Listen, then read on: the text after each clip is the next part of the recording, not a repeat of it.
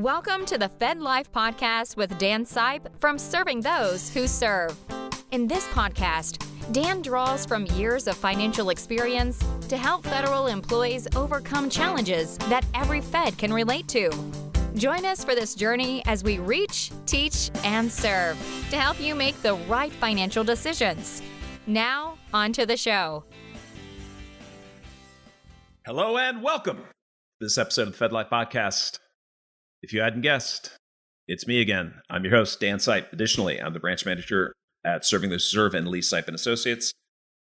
Beginning as I always do, saying thank you for taking the time to listen, and thank you for your service. You do not hear that enough, and you will always hear it here, because you are holding things together during all of these trying times. We would truly be lost without you, and we are grateful for all that you do. We are also grateful for the guru, Ed Zurndorfer. He is back with us once again in our continuing mission to reach, teach, and serve you.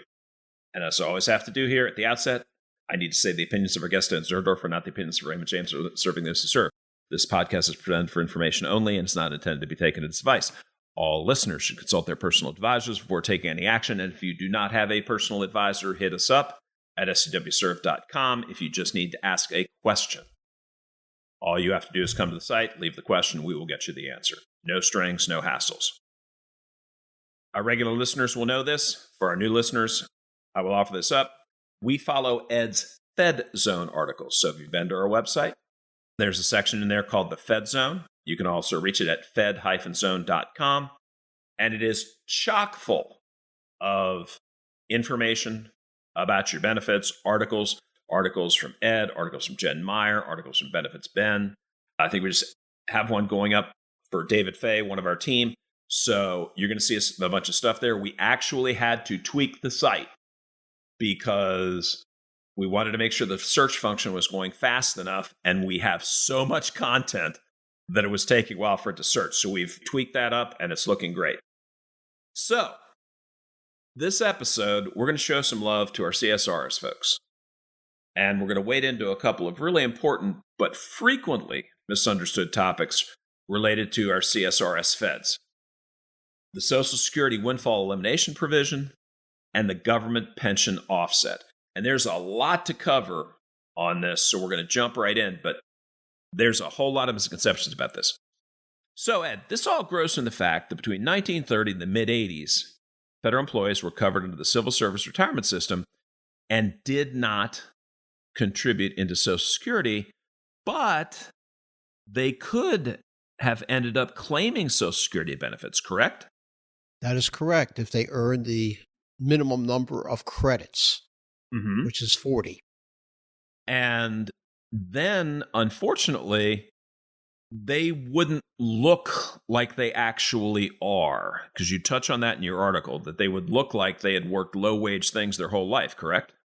Yes. To understand what's going on here, Dan, we have to say one thing, that Social Security was never designed to be a retirement system. It was designed to supplement one's other sources of retirement income, such as a 401k plan. You work for a private company, put money into a 401k plan. You invested in IRAs. It was there just to supplement that. And in reality, Social Security will replace anywhere from 25 to 45% of one's final wages with Social Security retirement benefits, 25 to 45%. And you say, Dan, well, that's a big range. Sure. Who's going to be on the 25%? Those people who have high wages. And who's going to be on the 45% end? Those people who have had traditionally low wages. Gotcha. And you say, does that really make sense? Well, it does, for the simple reason that the person who has, let's say, low wages, let's say an hourly worker, they're not paying into any retirement system. Someone who works very, very, maybe at McDonald's, I'm just trying to think of an hourly worker here.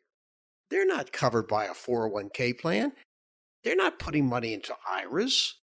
Gotcha. They need to get a higher replacement of their wages with Social Security benefits in order to pay their bills in retirement.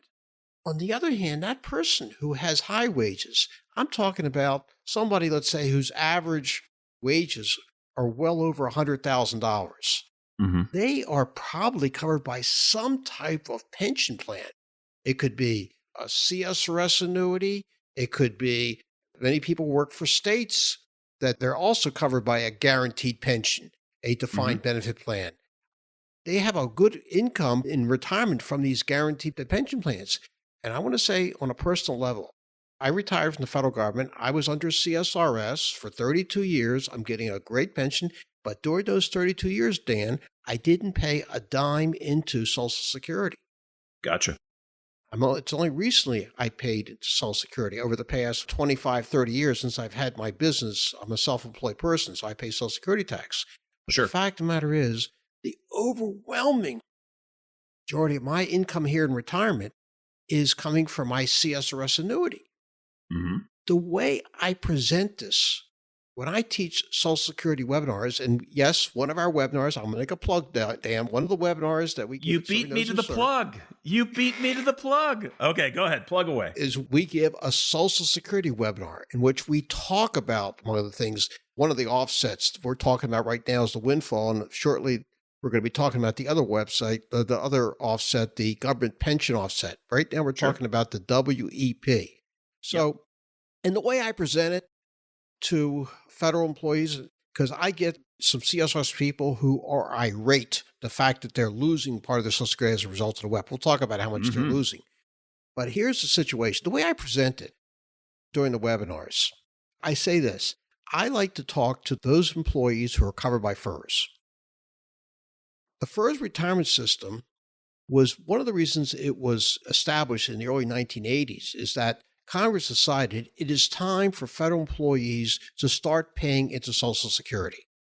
CSRS employee, as you mentioned, started in 1930, had not paid into Social Security.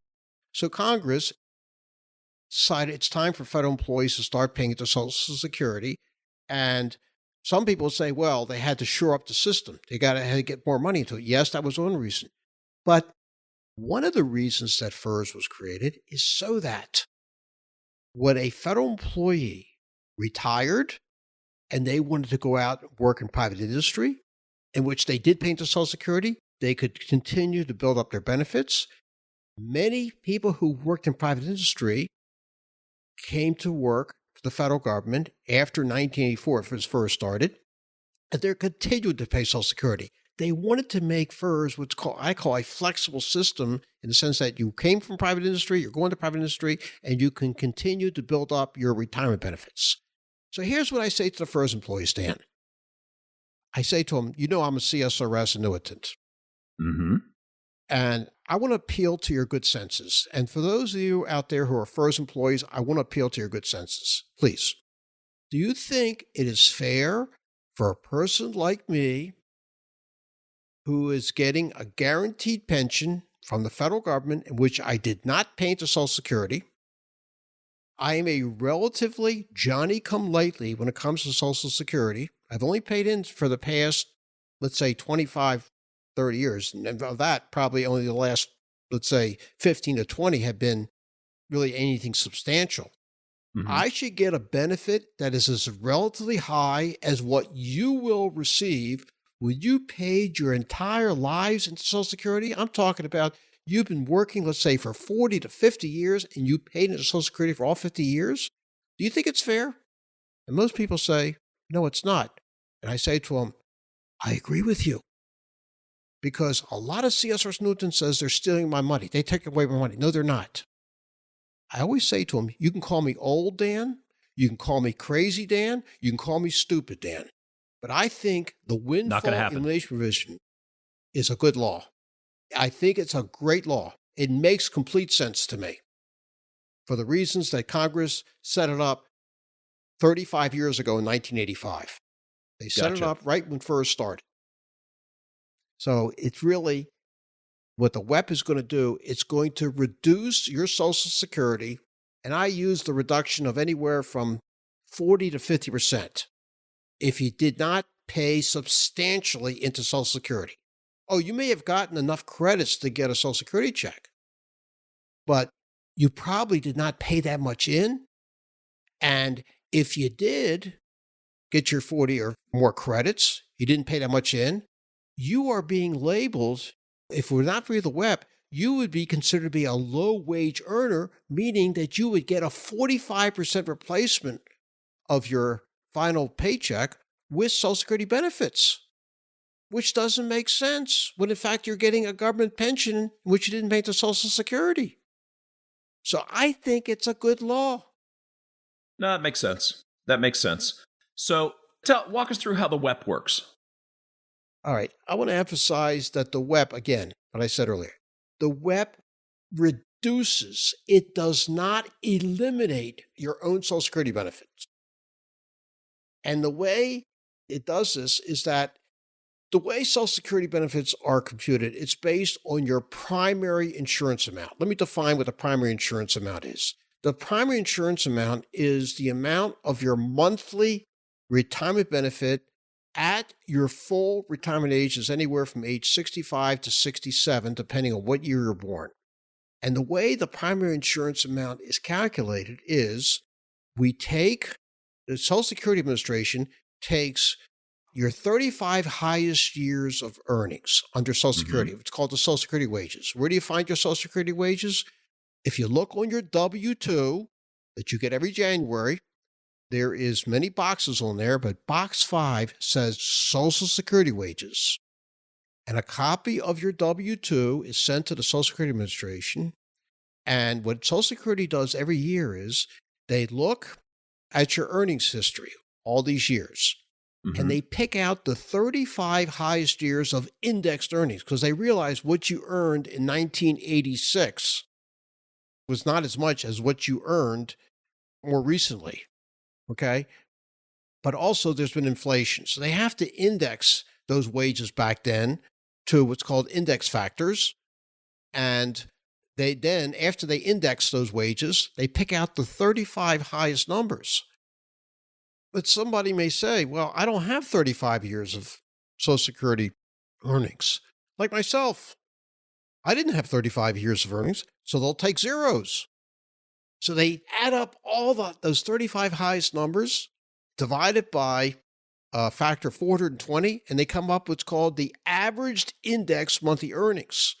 Okay. And what's going to happen is the formula to calculate your monthly benefit is they have what's called bend points. The bend points are percentages that are replacing your average index monthly earnings. So what's happening here is that they're trying to replace your wages with Social Security retirement benefits. The formula they come up with is 90% of the first bend point plus 32% of the next amount of your AMI, and then up through your second bend point plus 15% of the last part of your AMI. Idea being that the first bend point is geared for people who have a very low average index monthly earnings. Those individuals have wages like the hourly wage workers. They don't have a high average index monthly earnings because they didn't earn that much in wages. They need a higher replacement of their average index monthly earnings with Social Security benefits. So that's why the first bend point is 90%. They call it a bend point, by the way, because it's a replacement. And so the first bend point is 90%, and the last bend point is 15%. That's for people who have the higher history of wages, and they get a smaller replacement of their wages with Social Security benefits. So that's how the system works. Now, how does the WEP work? If there was no windfall elimination provision, there was no WEP. Take somebody like CSRS, who they retire from federal service, let's say at the age of 55. Their full retirement age is 66. That's when they can start drawing their Social Security. So for the next 10 years, they go out and earn 40 credits of Social Security. The most credits you could earn in any 1 year is 4 credits. So for 10 years, you get your 40 credits, and now you're guaranteed a Social Security retirement check. Here's the problem. during those 10 years, you didn't really pay in that much. How much Gotcha. do you have to earn to get one credit? Well, this year, $1,470 to get one credit. That's 4 times that is $5,880. That individual during their lifetime to get their 40 credits may have earned maybe at the most $50,000 to $60,000. Sure. And they're going to be put in the same category as somebody who was covered by Social Security, hourly wage worker, who just had low wages. And the CSRS person is going to get a 90% replacement on the first, of the 90%, that's the first bend point of their wages, which were lower. So it doesn't make sense that the person who is not covered by Social Security in their employment, who's getting a guaranteed pension, and by the way, it's not just federal employees, it's like CSRS employees. There are many states in this country in which state workers, or cities in this country, which city workers do not pay into Social Security. They have a guaranteed pension, a defined benefit plan, and they also are affected by the WEP. So, Gotcha. bottom line is, for someone who does not have many years of Social Security covered employment, and they're covered by a guaranteed pension like CSRS, then the first bend point is 40%. 40, not 90, 40%. So that's where the reduction is coming in about 50%. Gotcha. It's a little complicated, but I hope I've made my point. What's the rationale here? And remember, folks, there is an article that goes along with this that has all of the exhibits along with it and the charts that will help you understand it. But the one thing I want to loop back through here, Ed, is in some ways, all is not lost if somebody gets a big chunk of substantial service, correct? Yes. If during your working career you have accumulated what's called 30 years of what's called substantial Social Security wages. Each year, the Social Security Administration defines what substantial wages are. And I have a chart in that article, and I'm looking at it right now, just to point out what substantial wages are recently. This past year, 2020, substantial wages were $25,575. Again, this is Social Security covered employment, or in my case, I'm self-employed. If you have a net profit of $25,575 or more, you can count that year as a year of substantial Social Security covered employment. To avoid the WEP, you have to have accumulated during your lifetime at least 30 such years. If you're between 20 and 30 years, you get reduction in your Social Security benefit, but not the full force. If you have 20 or less years of substantial wages, you're subject to the full force of the WEP, which again I defined as, which I say is about 40 to 50% reduction in your Social Security. By the time you reach 25 years, the reduction is about 25%. I emphasize again, I can't say this enough. It is a reduction. It is not an elimination. You're not going to lose all your Social Security benefits. Gotcha. And that is an important distinction. So you mentioned in the article, though, that the WEP will not only impact the individual Fed, but also family members who would be receiving a benefit based on the individual's earning record, correct? That is correct. When an individual is receiving a Social Security benefit, then there are eligible family members, such as a spouse, that could receive a percentage of that family member's Social Security benefit. Now, the classic one is a spouse. So I'd like to do the following example. All right, let's say myself. I'm married, wife. She's entitled to half my Social Security. So here I'm drawing Social Security, and my benefit without the WEP would be, let's say, $1,500 a month.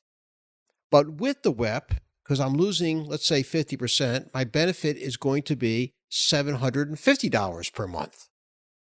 So my wife says, I like to get half of yours. I think I'm entitled to it. We've been married long enough. I think I should be entitled to it. I say, you're right. And she's only going to get half of $750, not half of $1,500. Okay? Because her benefit is also subject to the WEP.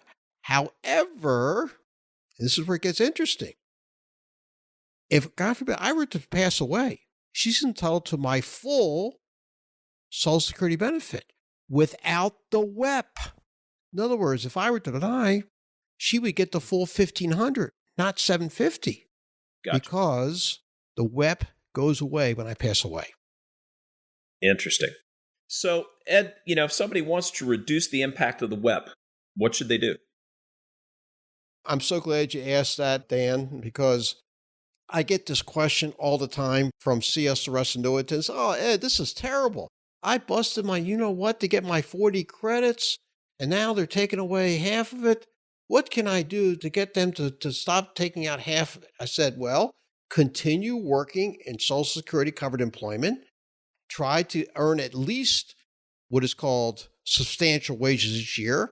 And they ask me, what are substantial wages? And I tell them how much they have to earn each year at the beginning of the year to get that year counted as a substantial year of coverage.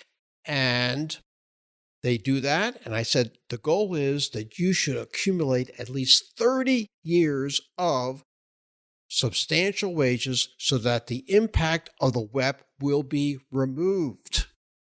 And then he said, well, but I'm starting to draw Social Security. I want to start drawing it at my full retirement age. I said, yeah, you could start drawing it to full retirement age, but you can keep working. I can keep working and draw Social Security. Yes, you can. You should keep working and accumulate these more substantial years of work, because the Social Security Administration will make the change retroactive once you reach that 30 years. I am living proof. I am drawing Social Security this year. I started when I turned 70 this past January.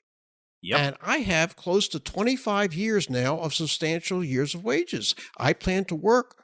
You'll be happy to know, Dan, I plan to keep working many more years. Okay? That does make me happy, Ed. Because I love what I do. I enjoy this. I enjoy the writing. I enjoy the webinars. And every year, Social Security is recomputing my benefits because they're looking at those 35 highest years. And for every year that I have substantial wages, that means less WEP reduction. My goal is to accumulate at least 30 years of substantial wages so there'll be no WEP. So I tell people, don't complain, don't cry, do something about it. Just keep working in Social Security covered employment. Excellent advice. And folks, be sure to head to FedZone, fed-zone.com. If you're CSRS and you want to bone up on this, check Ed's article. The tables and examples are priceless. You're not going to get this anywhere else. Okay, Ed, let's jump to the GPO, but because boy, does that have a lot of confusion associated with it. So a little bit of history. In 1977, the Social Security Administration created the GPO because they were concerned about double dipping within Social Security survivorship benefits. So help us understand that rationale, Ed. Yes. Just check. Yep. Let me explain what Social Security spousal benefits and survivor benefits, what that means, what that is. Social Security, it's geared, it's only for the people who earn it, but if they have family members who depend on let's say the chief wage earner, like say in the old days was the man. If the man dies, what's going to happen to the surviving spouse, wife? And so that spouse would get all of the deceased Social Security, okay? Again, the purpose here is that spousal benefits, while the individual was receiving his Social Security, the spouse would get half of it, and then if the spouse died, then the husband died, the spouse would get all of its survivors. They were intended mainly for spouses and former spouses. We cannot forget about former spouses. Someone was married for at least 10 years, and then they got divorced, and the person they divorced had a lot of Social Security, whereas the spouse had nothing. What would happen to this now former spouse who didn't have work? That spouse needs income too. So they would get, it's called a former spousal benefit. So Social Security made sure that these individuals were taken care of. Okay. So the idea was 44 years ago, Social Security actually put into place something called the dual entitlement law, which means that if a spouse is actually eligible for their higher of their own benefit or half of their spouse's Social Security benefit, whatever comes out higher. I remember my late parents, My father had paid Social Security his entire life. My mother had not. And turned out when he applied for Social Security, he was getting $1,600 a month. And then when she applied for her benefit 2 years later, it was $325 a month. And she was so depressed. I said, Mom, what are you depressed about? She said, well, I'm only getting $325. No, you're not. Dad's getting $1,600. So that means you're entitled to half of his was $800. They're supposed to give you another $475. So she went back to Social Security and said, I made a mistake. My husband's drawing, and I'm really entitled to more money. So they checked it out and says, you're right, you are. We didn't realize your husband was drawing. So now we're going to give you that extra $475 to bring up to half of his. So the idea was that it was geared for a spouse who was for the low or no wage earner spouse, to make sure that they would get at least half of the higher earning spouses or former spouse for that matter. Okay? Gotcha. Okay. But then things changed. Because what was happening is that individuals who were covered by CSRS, which they didn't pay to Social Security, or if they worked in states, cities in which they also didn't pay into Social Security, they got a guaranteed pension from their state or city. When they would retire, they also had no Social Security benefit or very little Social Security benefits. So they said, well, that's no problem. Well, I'll just, to get half of my spouses. My spouse worked in private industry. I'll just take half of theirs. Mm-hmm. But that sort of didn't make sense. If somebody's getting a guaranteed pension from the federal government or the state and they didn't pay into Social Security, would it be fair for them to take half of their spouse's benefit when in fact they didn't pay into Social Security? The Social Security said, no, it really isn't fair. So we're going to limit what an individual who was not paying to Social Security, like a CSRS annuitant, would get while their spouse, if they were going to depend on a spouse's or former spouse's Social Security or a deceased former spouse's. They said, we're going to limit it. So the government pension offset was a reduction, if not an elimination, of a CSRS annuitant's Social Security spousal or former spousal benefit. Gotcha. And it did not sit too well with some people, but unfortunately, this is the law of the land now, that if you are a CSRS annuitant like myself, you're not going to be able to tap in. You're not going to be able to get any of your spouse's or former spouse's Social Security benefit. None of it. Gotcha.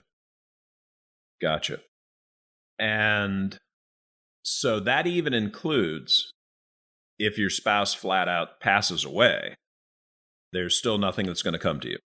That's correct. That's correct. If your spouse passes away, in reality, you would be entitled to all their benefits. Like, for example, after a couple of years, my father passed away after getting his $1,600 a month. My mother was getting her $800 a month. But when my father died, she took over his payment of $1,600. Of course, she lost her payment of $800, but she took over his payment. That's not the case with a CSRS annuitant, because your spouse who's eligible for Social Security is drawing Social Security, and you're entitled to, on paper, a half of their benefit while they're living, but then they pass away, you've been entitled to all their benefit. Because of the government pension offset, you're not most likely are not going to get any of those spousal or survivor benefits from your deceased spouse. Okay. And what about the CSRS survivor? So not the annuitant themselves, but someone who's collecting a CSRS survivorship. Do they slam into anything like this? It's interesting that you ask that, because my wife is going to be getting a full CSRS survivor annuity benefit when I pass away. Mm-hmm. And she's entitled to her own Social Security because she's earned enough, so she has more than enough Social Security that she's going to get her own benefit.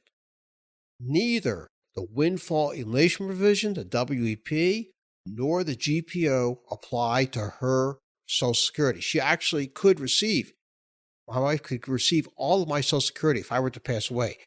She's turning 66. She wants to wait till 70 to start drawing her Social Security. If I were to predecease her, she would be able to take all of my Social Security, get a full CSRS survivor annuity benefit, and then when she turns age 70, she's intending to take her Social Security at age 70, about 4 years from now, she could start drawing her own full Social Security and then, of course, lose my benefit.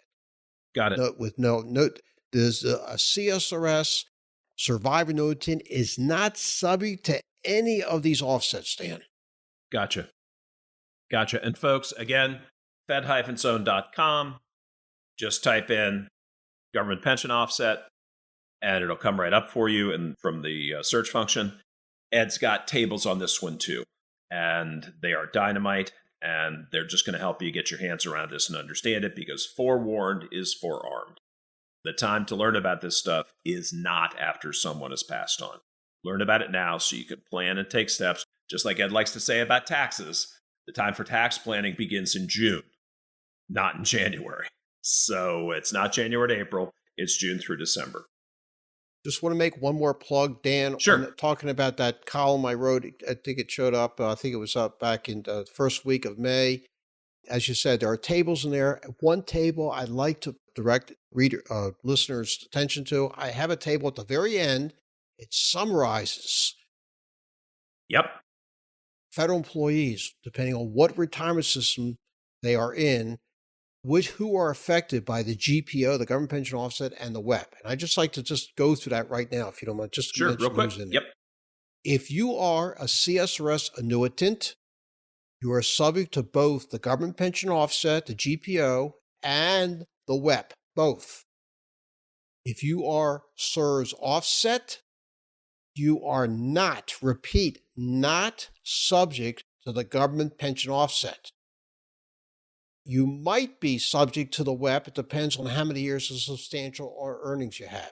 It's been my experience, because CSRS offset employees many times have, they do leave the government when they were under CSRS, and then they come back to the government through their work in private industry and under CSRS offset, because they're paying it to Social Security when they're under CSRS offset, that they are paying it to Social Security. It's rather doubtful that they're going to be subject to the WEP. But I just, again, want to emphasize, they are not subject to the government pension offset. There's some misunderstanding out there about the CSRS offset and GPO. FERS employees are not subject, FERS annuitants are not subject to either the GPO or the WEP. If you are a transfer, you came into FERS after being under CSRS for at least 5 years during one of the two open seasons, 1987-88 and 1998, you are not subject to government pension offset, and it's rather doubtful you're going to be subject to the WEP. One other thing I want to mention, I want to emphasize that both the GPO, the government pension offset, and the WEP do not apply to employees. If you are a CSRS employee, you're still working under CSRS, let's say you've reached your full retirement age and you like to draw Social Security, you're going to get the full amount. There is no WEP, there's no GPO if you're still an employee. And the same is true if you are CSRS offset. The WEP does not apply. So again, these offsets do not apply if you're still in employee status. They only apply if you're an annuitant.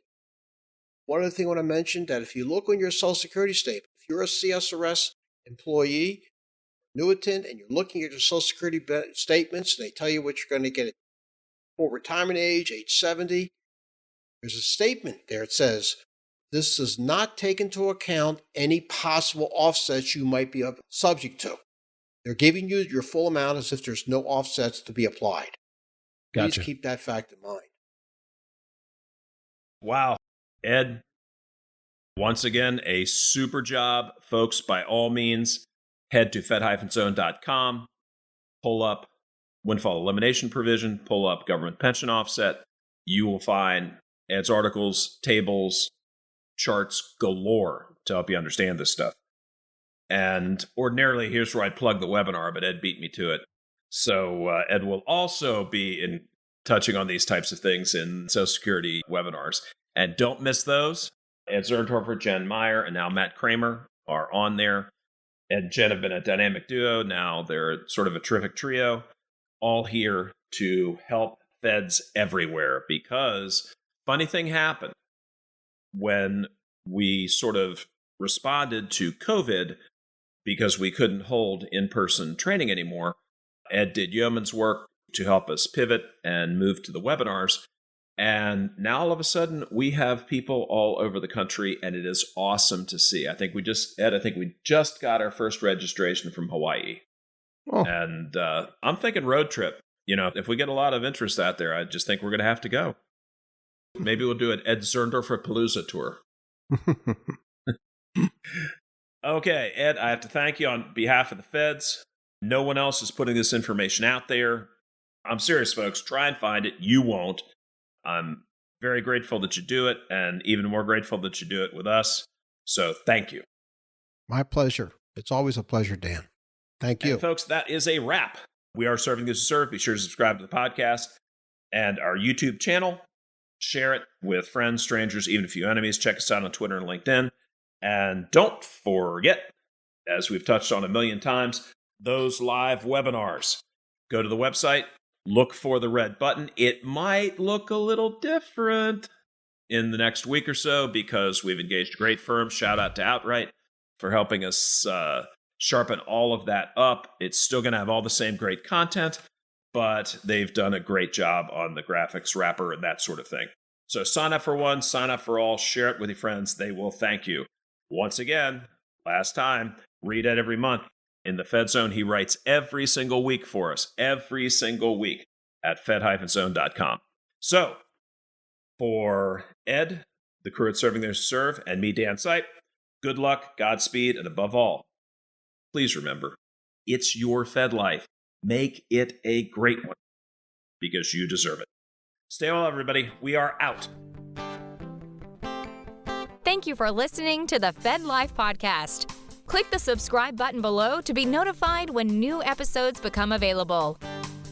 The information covered and posted represents the views and opinions of the guest and does not necessarily represent the views or opinions of Serving Those Who Serve or Raymond James. The content has been made available for informational and educational purposes only. The content is not intended to be a substitute for professional investing advice. Always seek the advice of your financial advisor or other qualified financial service provider with any questions you may have regarding your investment planning. Securities offered through Raymond James Financial Services Incorporated, member FINRA SIPC.